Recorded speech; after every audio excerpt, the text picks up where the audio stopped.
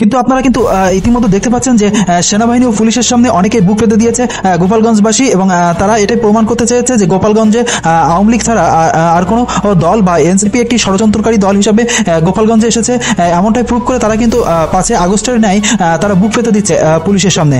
এছাড়াও এই গোলাগুলির মধ্য দিয়ে অনেক আওয়ামী লীগ সমর্থিত জনগণ এবং এক মুক্তিযোদ্ধাও ইতিমধ্যে ক্ষিপ্ত হয়েছেন এই সমন্বয়কদের প্রতি এবং ছাত্রদের প্রতি। তিনি বলেন তারাই এই দেশটাকে ধ্বংস করছে নিজ হাতে। এই মুক্তিযোদ্ধা আরো বলেন শেখ হাসিনাই দেশের উন্নয়নে এবং মানুষের নিরাপত্তায় সবচেয়ে বিশেষ ভূমিকা রেখেছে। শেখ হাসিনাই দেশের উন্নয়নের প্রতীক। ও 15 বছরে যা করছে 100 বছরও তা কেউ করতে পারবে না, কোন রাজনৈতিক দল করতে পারবে না। আরে তোরা তো বেটা, তোরা তো ছাত্র, তোরা তো ছাত্র, তোরাই তো সব বিপদের মূল। তোরা দাবি তো সব মানলে সেইপর কেন খেতালি হবে না, সেইপর কেন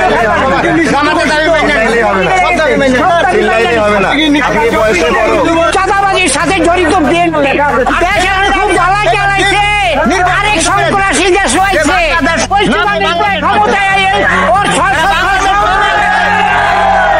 বঙ্গবন্ধু যেই কার্যকারণ করে গেছে, এই কার্যকারণ ইহকালে পরকালে কেউ করতাম না। তার কার্যকারণ দুর্ভিক্ষ হয়েছিল, গঠন করছিল, সব আমি জানি। আমি একজন মুক্তিযোদ্ধা, আমি সব জানি। আমি মরে যাবো, সত্য কথা করতে কোনো ভয় নাই। জেলের সামনে মামলা রাখা নেব, আওয়াজ করে দেওয়া হইলো, এরা সংঘাত করবে না করবো। শেখ হাসিনা এই দেশের উন্নয়নের প্রতীক। ও 15 বছরে যা করছে 100 বছরও তা কেউ করতে পারবো না। এখানে পুরোটাই পক্ষপাত দেখা যাচ্ছে, এনসিপির পক্ষে এখানে হাইলাইট হয়েছে বেশি। এনসিপি কি করছে, এনসিপি কে কিভাবে আক্রমণ করেছে, কিন্তু একই সাথে যে আমাদের আরেকটা জিনিস এখানে টোটাল অ্যাভয়েড করা হয়েছে, সেটা হচ্ছে মানবতা লঙ্ঘন। সেটা তো এখন আমাদের জন্য আরেকটা কলঙ্কিত অধ্যায় হবে যে বাংলাদেশের মিডিয়া চুপ, বাংলাদেশের মিডিয়া ব্রুটালিটি নিয়ে কোনো কথা বলতে পারছে না, কিন্তু বাইরের মিডিয়ায় আমাদের আইন শৃঙ্খলা রক্ষাকারী বাহিনী, আমাদের সেনাবাহিনীর সেদিক থেকে আওয়ামী লীগ রাজনৈতিকভাবে একটা প্রাণচাঞ্চল্য পেয়েছে, আমি বলবো গোপালগঞ্জের ঘটনা দিয়ে। কিন্তু একটা রাজনৈতিক দলও দেখলাম না যে জনহত্যা, যেভাবে মানুষ মারা গেছে সেটা নিয়ে একটা কথা বলতে। সরকারের দায়িত্ব পড়ে নাই কোনো একটা রাজনৈতিক দল কোথায় মিছিল করবে, চ্যালেঞ্জের পর চ্যালেঞ্জ দেবে, সেখানে তাদেরকে সহায়তা করা, এবং সেনাবাহিনী এবং রাষ্ট্রীয় অন্যান্য বাহিনীরও সেই কোনো গরজ পড়ে নেই যে তাদেরকে এমন প্রোটেকশন দিতে হবে। তাহলে তাদের নিরপেক্ষতা কোথায়, সেটাও প্রশ্ন আসে। আমন্ত্রণ জানাচ্ছি দর্শক, মার্কেটের নিয়মিত আয়োজন কথোপকথনে নিঃসন্দেহে আজকেও আমাদেরকে আলোচনা করতে হবে গোপালগঞ্জে যে ভয়াবহ ঘটনা ঘটে গেল, এটি রাজনীতিতে নতুন করে কোনো বাক পরিবর্তনের ইঙ্গিত কিনা, অথবা কোন দিকে আমরা যাচ্ছি, এর আফটার ম্যাথটি কি, পরবর্তী প্রভাবটি কি রাজনীতিতে এবং আন্তর্জাতিক বিশ্বেও এই ঘটনাটি কিভাবে বর্ণিত হতে পারে, সেসব বিষয়ে আমরা আলোচনা করব। আমাদের সঙ্গে আজকে আলোচনা যুক্ত রয়েছেন সিনিয়র সাংবাদিক আনিস আলমগীর। সাংবাদিক আনিস আলমগীর, আপনাকে স্বাগত জানাচ্ছি আমাদের অনুষ্ঠানে। আমি যেই আলোচনাগুলো হচ্ছে তার বাইরে একটি প্রশ্ন দিয়েই শুরু করতে চাই। আপনার কি মনে হয় যে 16ই জুলাই গোপালগঞ্জে যা ঘটলো, গণমাধ্যম যথাযথভাবে তার রোল প্লে করতে পেরেছে? যেহেতু এই প্রশ্নটি করছি, নিহতের সংখ্যা নিয়ে অনেক ধরনের গুঞ্জন রয়েছে, সেই জায়গা থেকে আপনার কি মনে হয়? আপনি একটা যথার্থ প্রশ্ন করেছেন। আমার মনে হয় গণমাধ্যম তার ভূমিকা পালন করতে পারেনি যথাযথ, সেটা যেমন সত্য, তেমনি এমন একটা যুদ্ধ পরিস্থিতিতে গণমাধ্যমের পক্ষে এর থেকে গভীরে গিয়ে কাভার করাও কঠিন ছিল। কারণ একেবারেই তো একটা পক্ষ আরেকটা পক্ষকে শেষ করে দেওয়ার পরিকল্পনা নিয়েই মাঠে নেমেছে, তাই না? যারা এনসিপি কে হামলা করেছে তারাও এমনি এমনি নিশ্চয় হামলা করে নাই। আমি বলতে দ্বিধা নেই, তাদেরকেও তো হত্যার উদ্দেশ্য নিয়ে হামলা করেছে, এবং তাদের অভিযোগও তাই। আর অন্যদিকে এনসিপির তরফ থেকে, এনসিপির পক্ষ নিয়ে সরকার পক্ষ যেভাবে রাষ্ট্রযন্ত্র পুরোটাই নেমেছে যে এই সমাবেশকে কেন্দ্র করে, এবং যেভাবে তাদেরকে ওপেন গুলি করেছে, তারপরে মেরেছে, সেটা তো সাংবাদিক যদি থাকি আমি, বাংলাদেশে তো এ ধরনের ইভেন্ট কভার করা খুব কঠিন। কারণ সাংবাদিকরা নিজেদের নিরাপত্তার বিষয়টাও দেখতে হয়, কারণ আমাদের এখানে এত ওয়েল ইকুইপড না, আবার সাংবাদিক তাকে যে স্পেয়ার করছে সেটাও না। তো সেদিক থেকে এটা হচ্ছে একটা দিক, এই আমাদের দুর্বলতা বা যে একটা দিক। আরেকটা দিক হচ্ছে সাংবাদিকদের মিডিয়াগুলোর পক্ষপাত এখানে দেখা যাচ্ছে। এখানে অনেক হয়তো মাইন্ড করবেন আমি যদি বলি, এখানে পুরোটাই পক্ষপাত দেখা যাচ্ছে। এনসিপির পক্ষে এখানে হাইলাইট হয়েছে বেশি, এনসিপি কি করছে, এনসিপি কে কিভাবে আক্রমণ করেছে। কিন্তু একই সাথে যে আমাদের এই আরেকটা জিনিস এখানে টোটাল অ্যাভয়েড করা হয়েছে, সেটা হচ্ছে মানবতা লঙ্ঘন। যখনই আহ, যখনই কোনো ঘটনা ঘটে, এটা বিশ্বের সব জায়গার কথা বলছি, আমি একটু নির্লজ্জ হয়ে আপনাকে বলছি যে আমি দুইটা ওয়ার রিপোর্ট কভার করার অভিজ্ঞতা থেকে বলছি যে কে কয়টা গুলি মারলো, কে এটা এটা কোনো কার শক্তি কেমন ছিল, এটা কিন্তু রিপোর্ট না, এটা কনফ্লিক্ট এবং ওয়ার রিপোর্ট যারা কভার করে এটা তাদের বিবেচ্য বিষয় না। বিবেচ্য বিষয় যে সেখানে আইন শৃঙ্খলা রক্ষাকারী বাহিনী কিংবা এই প্রতিপক্ষের একজন আরেকজনকে কতটা নৃশংসতার সাথে, কতটা অন্যায়ভাবে আক্রমণ করেছে সেগুলো তুলে ধরা। এখানে যারা নিহত হয়েছে, যে 4জন ব্যক্তি, তাদের তাদের পরিচয় সেভাবে আসেনি, তাদের আর্তনাদ সেভাবে কোনো পত্রিকায় তুলে আনতে পারেনি। আমি এইমাত্র দেখছি একটা অনলাইনে যে ইমনের পরিবার থেকে বলা হচ্ছে, তার মায়ের কান্না, যে আমরা আমার আর কেউ নাই, এই জাতীয় একটা সংলা হেডলাইন দিয়ে তারা করেছে। ইমন ছেলেটাকে নিয়েই তো একটা বিরাট কাহিনী হতে পারে, যে মানবতার লঙ্ঘন এখানে তো সবচেয়ে বড়। যাকে দেখা যাচ্ছে পুলিশ গ্রেপ্তার করেছে, পুলিশের হেফাজতে আছে, সে সে হেফাজতে থাকা একটা ছেলে 5 মিনিটের পরে কিভাবে মৃত হয়ে যায়। এখানে তো এই যদি ক্ষমতার পট পরিবর্তন হয়, যারা এই কাণ্ডে জড়িত ছিল তাদের তো বিচার হবে। এদেরই তো আবার এই যে মানবতা বিরোধী যে ট্রায়াল কোর্ট করেছে, এই ট্রায়াল কোর্টে এদেরই উঠতে হবে।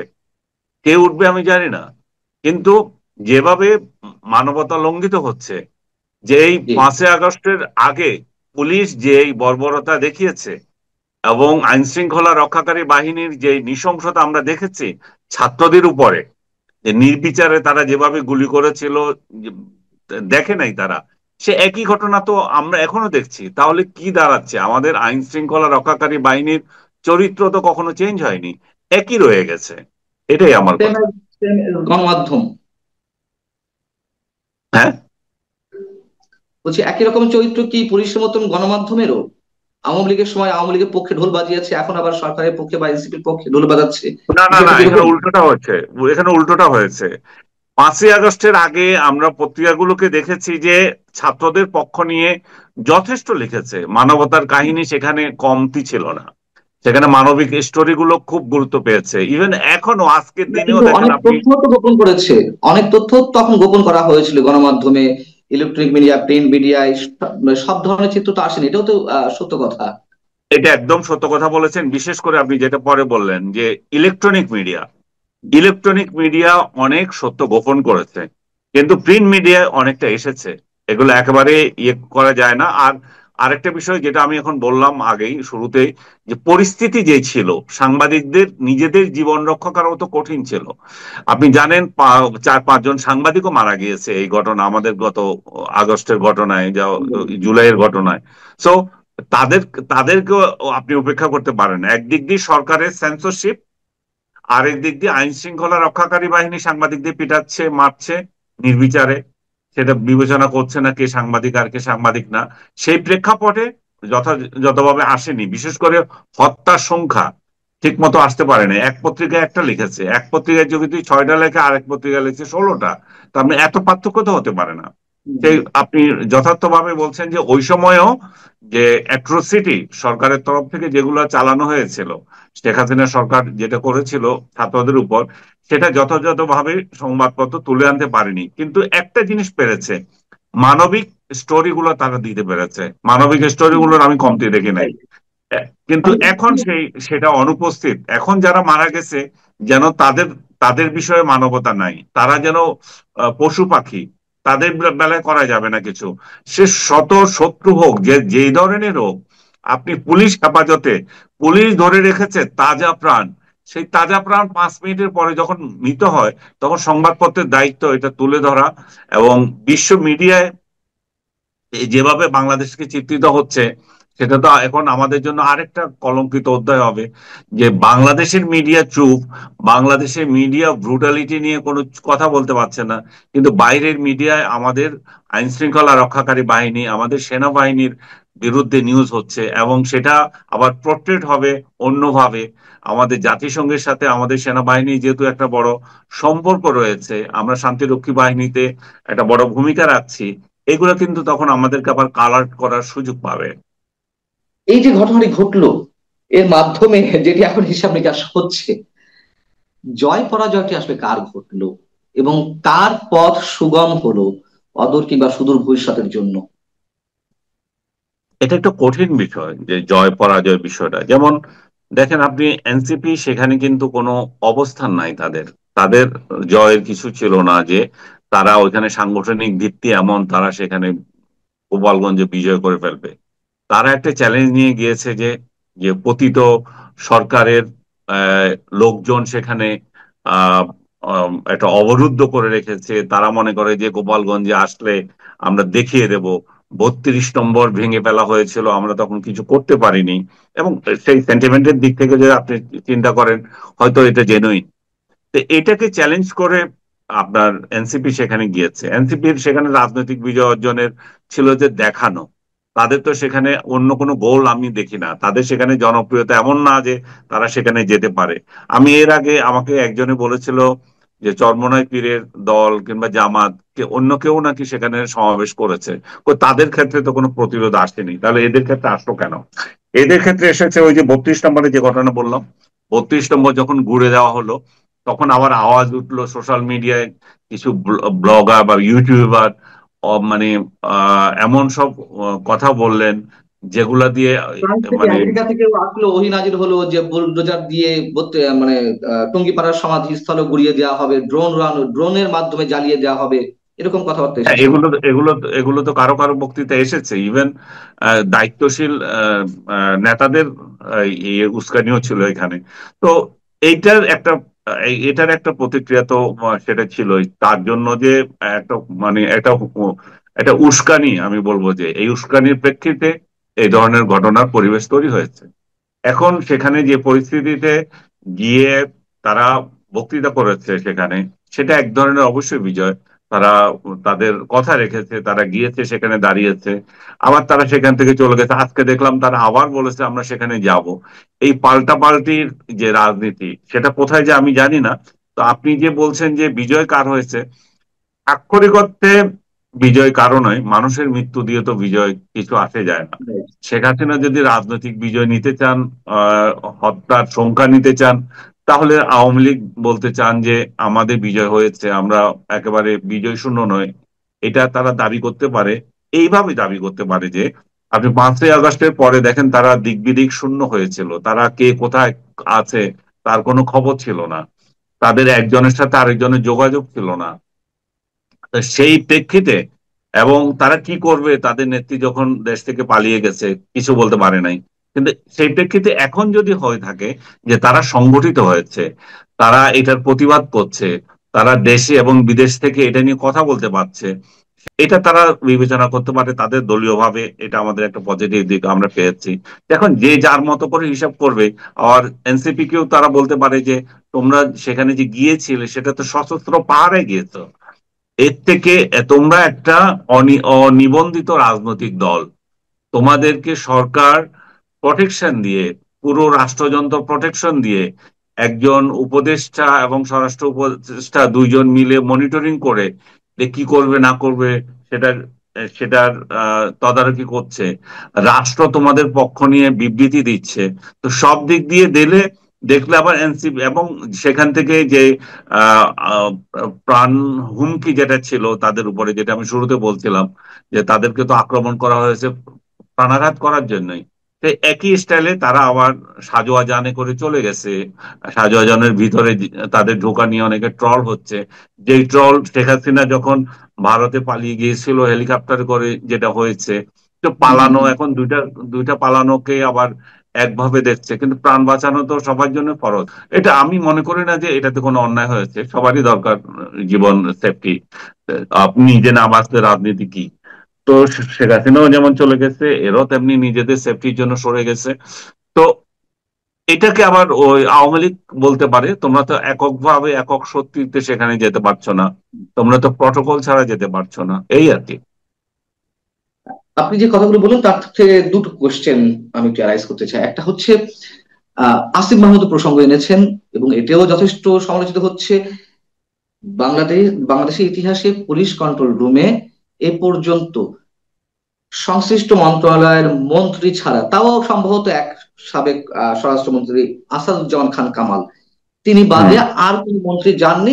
সেটা তারা যেতেই পারেন সংশ্লিষ্ট মন্ত্রণালয়ের মন্ত্রী, এর বাইরে অন্য কোনো মন্ত্রণালয়ের দায়িত্বপ্রাপ্ত কোনো মন্ত্রী বা উপদেষ্টা আজ অবধি এরকম সেন্সিটিভ এবং ভেরি কনফিডেন্সিয়াল একটা জায়গায় কখনো প্রবেশ করেননি, প্রবেশ করার প্রয়োজনীয়তা অনুভব করেননি। সম্ভবত রেকর্ড সৃষ্টি করেছেন আসিফ মাহমুদ। তিনি কেন গেলেন, তার এই যাওয়ার মাঝেটা কি আপনার কাছে কি মনে হয়? এবং তিনি বলেছেন যে পর্যবেক্ষণ, আমরা তো আর সিনেমা বসে দেখিনি যে আমরা পর্যবেক্ষণ করি, নিশ্চয়ই ওইখান থেকে বসে নানান ধরনের নানান জনের মন্তব্য করছেন। আপনি আপনি কি মনে করেন? আমি মনে করি যে আসিফ মাহমুদের অতিরিক্ত বাড়াবাড়ি হচ্ছে। উনি শুধু এখানে যান নাই, এটা নিয়ে ফেসবুকে স্ট্যাটাস দিয়েছেন এবং এক ধরনের হুমকি। এবং হ্যাঁ, নাহিদ নাহিদ আপনার কিংবা নাহিদের নাহিদের ক্ষেত্রে আমি বলবো যে এখানে কোনো, আমি তো অন্যায় দেখি না। তারা রাজনীতি করছে, রাজনৈতিক প্রতিপক্ষের সাথে তাদের মোকাবেলা করবে, তাদের রাজনৈতিক এজেন্ডা আছে। কিন্তু আসিফ মাহমুদ এখানে বসে সরকারের উপদেষ্টা হয়ে যে ভূমিকা নিয়েছেন সেটা খুব নিন্দনীয়। আসিফ মাহমুদের উচিত এই যে এই ইন্টেরিয়াম গভর্নমেন্টের পদ ছেড়ে এসে এদের সাথে দাঁড়ানো। তার যদি উচিত এতই বললে তো শখ হয় দাঁড়াচ্ছে রাজনীতি না। করার। হ্যাঁ, এই এই উচিত প্রসঙ্গটা তো আপনারা অনেক আগে আগে থেকেই তুলছেন, আমরা তুলছি, রাজনৈতিক দলগুলো তুলছে, কিন্তু এই অনুচিত উচিতের কোনো প্রশ্নে তারা তো কোনো ধরনের মিনিমাম কোনো সায় দিচ্ছে না, কর্ণপাত করছে না সেটা বা দিচ্ছে করবেন। না ডক্টর ইউনূসের জন্য। ডক্টর ইউনূসের তরফ থেকে এই ধরনের আশকারা পাচ্ছে। এই যে পর্যবেক্ষণ করছে আসিফ, এতে হুম। ট্রাম্প স্টাইলে আফগানে হামলা চলছে কিংবা ইরানে হামলা চলছে, প্রতিরক্ষা মন্ত্রী এবং ট্রাম্প দেখে বসে দেখছে। সেটা যদি হতো যে আমাদের উপদেষ্টা, আহ, প্রধান উপদেষ্টা দেখছেন স্বরাষ্ট্রমন্ত্রীকে নিয়ে, এটা কোয়াইট ন্যাচারাল ছিল এবং উনি নিজে দিতেই পারেন। আসিফ মাহমুদের এখানে যাওয়াটা মনে হচ্ছে যে একটা পার্ট হয়ে যাওয়া, এবং সরকার যে নির্লজ্জভাবে একটা দলকে সহযোগিতা করছে এবং এই ধরনের অ্যাট্রোসিটিতে সরকারের যে কোনো একটা নিরপেক্ষ ভূমিকা নাই, সেটা আবার প্রমাণিত হয় এই আসিফ মাহমুদের কার্যক্রম দিয়ে। আরেকটি প্রশ্ন যদি আপনার কথার মধ্য থেকেই আমি যে অ্যারাইজ করতে চাই, সেটা হচ্ছে যে আহ যেটি এখন সবাই জানছে, মোটামুটি অনেকটা চ্যালেঞ্জ ছুড়ে দিচ্ছে এনসিপি যে প্রয়োজনে আবার গোপালগঞ্জ যাব, গোপালগঞ্জে প্রতিটি গ্রামে উপজেলায় কর্মসূচি করব, আহ গণ অভ্যুত্থানের পতাকা উড়াবো, মুজিববাদীদের হবে না, বাংলাদেশ পন্থীতে হবে, ইত্যাদি ইত্যাদি বক্তব্য দিচ্ছে। তারা যেতেই পারে, যাওয়ার রাইট আছে বাংলাদেশের যে কোনো প্রত্যন্ত অঞ্চলে, প্রত্যেকটি কর্নারে, এটা অবশ্যই আছে। কিন্তু সিচুয়েশন, স্থান, কাল, পাত্র বলে একটা কথা আছে, তাই না? এখন এটি কি চ্যালেঞ্জ ছুড়ে দেওয়া, এক ধরনের ধ্বংসাত্মক পরিবেশ সৃষ্টির কোনো ইঙ্গিত? আমরা অবশ্যই আওয়ামী লীগ যা করেছে, ছাত্রলীগ যা করেছে, যে সন্ত্রাসী হামলা করেছে, সেটি অবশ্যই নিন্দা জানায়, কিন্তু তার সেটাও বক্তব্য আছে যে উস্কানির পরিপ্রেক্ষিতে বা কোনো সন্দেহ সংশয়ের জায়গা থেকে তারা সেগুলো করেছে কিনা। ঠিক সেম অ্যাজ নাহিদ ইসলাম এখন যে কথাগুলো বলছেন বা এনসিপি যে কথাগুলো বলছে, এমনিতে প্রসঙ্গ এসেছে তারা ওইখানে না গেলেও পারতো বা পোলাইটলি বক্তব্য দিয়ে চলে আসতে পারতো, সেখানে উস্কানিমূলক বক্তব্য দিয়েছে। আবার এই যে একটি বক্তব্য, আহ এটা তো রীতিমতো উস্কানিমূলক। এখন রাজনৈতিক দলগুলো বিবেচনা করবে যে এই ধরনের হাঙ্গামা তারা টিকিয়ে রেখে নির্বাচনকে বানচাল করার জন্য সুযোগ দেবে কিনা। সরকার নির্বাচনে যদি সদিচ্ছা থাকে এই ধরনের ঘটনাগুলোকে একটার পর একটা এগিয়ে এনে পরিবেশ ঘোলা করবে কিনা, এটা সরকারের দায়িত্ব। রাজনৈতিক দলগুলো আমি দেখলাম যে নির্বিচারে গতকাল এনসিপির পক্ষ নিয়ে, সরকারের পক্ষ নিয়ে আওয়ামী লীগের সমালোচনা করেছে। কিন্তু একটা রাজনৈতিক দলও দেখলাম যে না, যে যে জনহত্যা, যেভাবে মানুষ মারা গেছে সেটা নিয়ে একটা কথা বলতে। আমাদের রাজনৈতিক দলগুলোর একটু সহনশীল এবং কি বলবো, একটা ওয়াইডলি জনগণের কথা ভাবা উচিত। দলীয় দৃষ্টিতে সবকিছু দেখা তো ঠিক না।